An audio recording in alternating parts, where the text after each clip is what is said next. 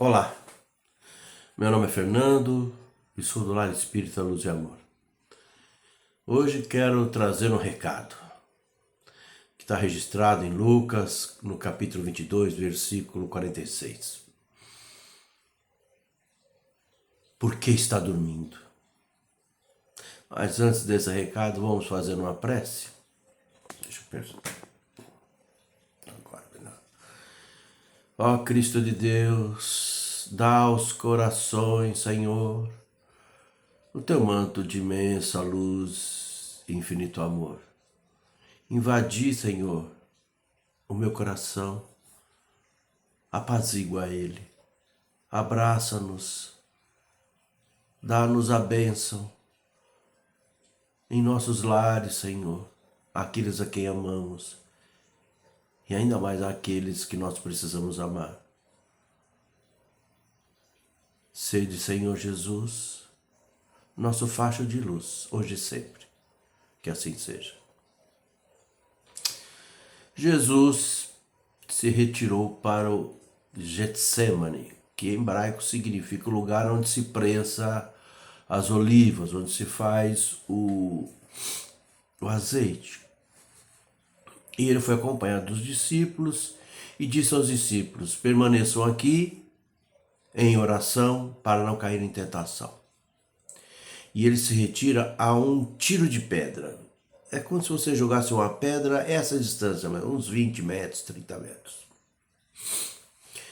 E Jesus ora e recebe a visita de um espírito de luz, narrado no Evangelho como se fosse um anjo. E Jesus pede forças ao Pai. E quando Jesus retorna para os discípulos, eles estavam dormindo de tristeza. É isso que o evangelista diz. Dormindo de tristeza. Uau! O que será dormir de tristeza? Quando a gente dorme, a gente abandona o nosso corpo físico e fica em desdobramento, fica no plano astral, no plano espiritual. Então, quando a gente está dormindo, a gente não está atento, não está desperto, não está com a atenção. Quando a gente está dormindo de tristeza, será que é uma alusão a uma profunda depressão ou melancolia? Jesus estava se despedindo naquele momento porque sabia do que iria lhe acontecer na prisão, na tortura, no julgamento, na crucificação. Pois bem, Jesus pede que os discípulos orem para não caírem em tentação e quando os encontra eles estão dormindo de tristeza. Quando a gente está triste, deprimido, abatido, nós vamos nos ausentar, dormir de tristeza, ou nós vamos seguir o conselho do Cristo, orar para não cair em tentação? O que acontece quando a gente ora? Mas aquela oração de coração, com sentimento. Não é de verbalização, mas de sentimento, de sensação. A gente se conecta ao plano astral superior, a gente se conecta ao plano espiritual elevado, a gente se conecta aos nossos amigos espirituais que nos acolhem, nos ajudam e ficam conosco para que nós possamos atravessar aquela provação. Aquele fator que nos causa a tristeza, que nos causa a depressão, que nos causa, enfim, aquele infortúnio pelo qual nós estamos passando. E já falando em depressão, tratamento para depressão é psiquiatra para equilibrar a química cerebral, psicoterapeuta para poder fazer a conversação, a anamnese e conversar e tentar descobrir os alicerces do problema. Juntamente com isso, o exercício físico E um quarto item, o trabalho voluntário, a caridade. Esse é o tratamento para a depressão. Não é simples assim, é muito difícil. Segundo a Organização Mundial de Saúde, 1 em cada 8 habitantes do planeta Terra, atualmente, enfrenta algum tipo de distúrbio, notadamente depressão, seguido de crise de ansiedade. E quando a Organização Mundial de Saúde diz que 1 em cada 8 tem algum tipo de distúrbio, anomalia, algum mal mental, nós estamos dizendo 1 bilhão de pessoas encarnadas. Tá lá, Sinais do Tempo, de Kardec, sob a orientação dos espíritos, que os sinais dos tempos é quando nós teríamos um volume muito grande de loucura, e a loucura naquele tempo era qualquer problema mental. Como depressão, e depressão não é loucura, ansiedade não é loucura, mas é um afetamento na nossa mente. Seguido também de índices de suicídio até entre crianças. É o que está lá, Sinais do Tempo, de Kardec. Estamos vivendo esses tempos que nós precisamos cada vez mais de desacelerar, num tempo em que tudo nos cobra celeridade, tudo nos cobra rapidez, tudo nos cobra urgência. Nós precisamos desacelerar, precisamos mentalizar coisas boas, precisamos fazer preces sentidas, precisamos dar a Deus o que é de Deus, porque a César já está sendo nos tomado, o tempo do mundo material. Orai para que não caís em tentação. Tentação da compra compulsiva, do cartão de crédito, tentação das redes sociais, dos vídeos rápidos, tentação do prazer instantâneo, que esses vídeos rápidos das redes sociais nos proporcionam, liberando altas quantidades de dopamina, e o nosso cérebro vai viciando uma coisa efêmera. E cada vez mais a gente fica dependente do celular. Então precisamos desacelerar um pouco. Precisamos ler mais. Precisamos conversar mais. Precisamos acolher mais. Precisamos viver relações pessoais. Surge então a inteligência artificial, uma enorme ferramenta para o bem, mas nas mãos inescrupulosas dos vendilhões do templo, certamente será usada para enganar as pessoas fragilizadas. Jesus se afasta um pouco de seus discípulos e pede para que eles orem, e eles dormem. Será que a gente também não está dormindo no ponto? Será que também nós estamos deixando de vivenciar a vida real, desperta? Será que esquecemos de vigiar e orar? É essa a ordem, vigia e ora, sempre atentos. Tem um livro chamado Cartas de uma Morta, o primeiro livro que o Chico Xavier psicografou, inclusive a autora espiritual é a mãe dele.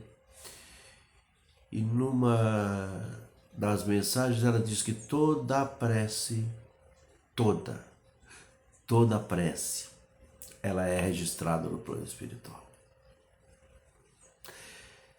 Nós nunca estamos sozinhos, nunca estamos desacompanhados, nunca estamos abandonados, nós sempre estamos com alguém que nos quer bem junto de nós, nossos amigos espirituais,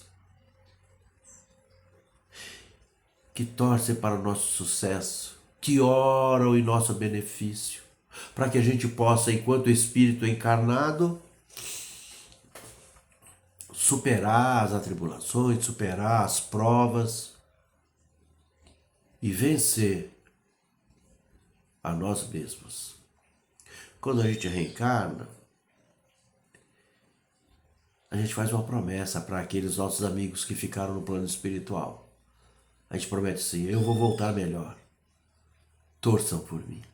E eles torcem, nos acompanham, fazem preces, veem o nosso sucesso, e tem aqueles que dependem do nosso sucesso para que eles possam vir e dar sequência. Para que eles possam mais tarde reencarnar também e continuar a reconstrução daquilo que nós destruímos, a reparação daquilo que nós prejudicamos, ou a obra que nós começamos e deixamos da metade. Então não estamos sozinhos. Por isso que é importante orar, manter esse vínculo com o plano espiritual.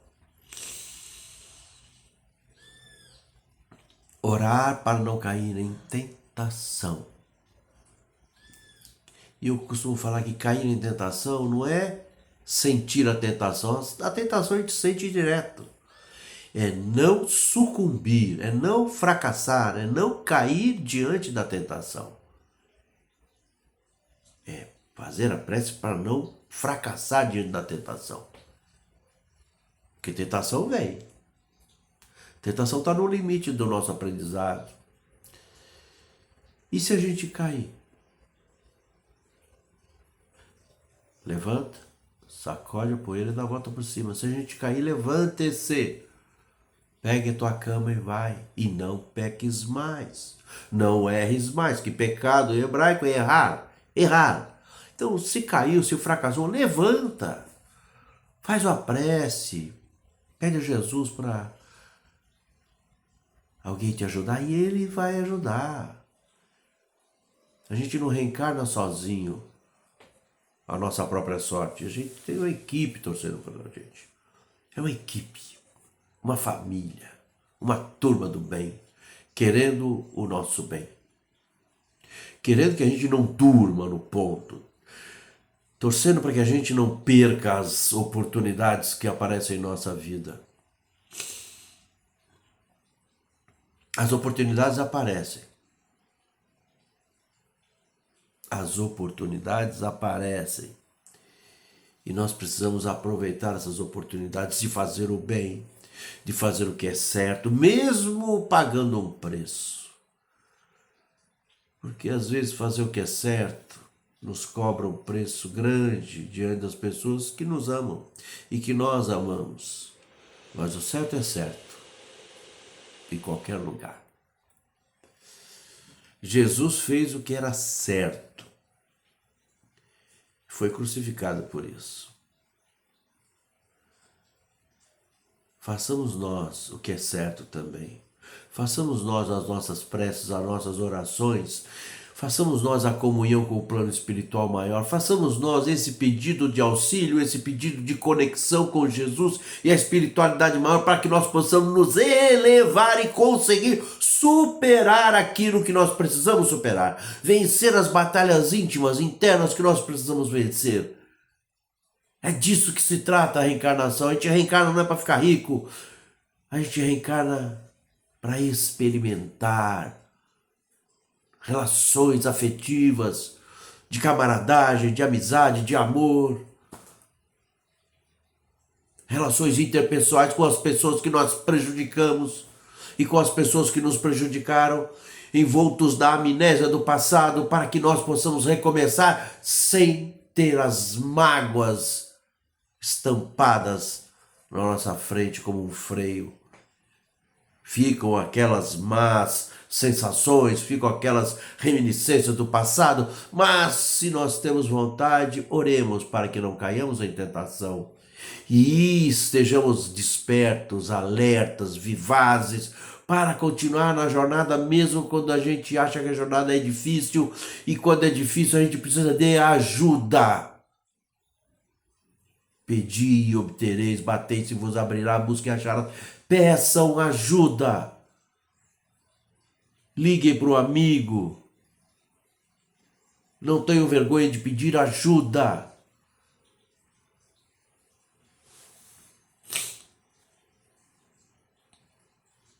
Amai-vos uns aos outros. E o amor, esse amor mandamento que é diferente do amor sentimento, esse amor mandamento é o amor de se colocar no lugar do outro. O que eu faria se eu estivesse nessa situação? O que eu gostaria que fizesse comigo se eu estivesse nessa situação? Então, ficar na dificuldade, pedir, estar na tristeza, respira fundo, procura ajuda. Quem puder, vá ao psicólogo, ao terapeuta.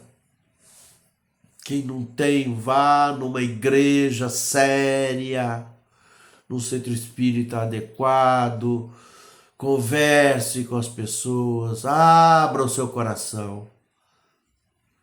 Não durma de tristeza. Não se amarfanhe, não se enclausure, não se encasule, não seja um fardo de si mesmo. Liberta-te com as asas da oração para que possa sair do pântano da tristeza, do charco da letargia e caminhar com Jesus. No mundo de regeneração, numa nova era, numa nova terra. Há pessoas que te amam, que te querem bem, que oram por ti todos os dias, nesse momento. Pessoas que você não se lembra, mas são amores da tua vida, que nem encarnado talvez estejam. Estão lá, do outro plano da vida, torcendo por nós, para que nós possamos vencer as nossas dificuldades. Ninguém está sozinho. Jesus está orando, torcendo para que nós estejamos acordados. Vamos despertar? Acordar para a vida? Fazer alguma coisa? O Lela está aí. Procure um lar espírita, luz e amor. Ou algum centro perto da sua casa. Se não tem perto de casa, a internet tem bons canais. Assista uma palestra. Faça uma prece. Jesus te ama. É verdade. Jesus ama todos nós. Fiquem com Deus. Que o mestre peregrino possa novamente tornar-se um menino e que saia correndo pelos caminhos teus e que se entrelace entre as suas pernas e pegue em suas mãos e que possam comungar novos caminhos de novos corações. Que Jesus, menino, possa alegrar o seu destino hoje e sempre. Obrigado, obrigado, obrigado. Fica com Deus. Até mais.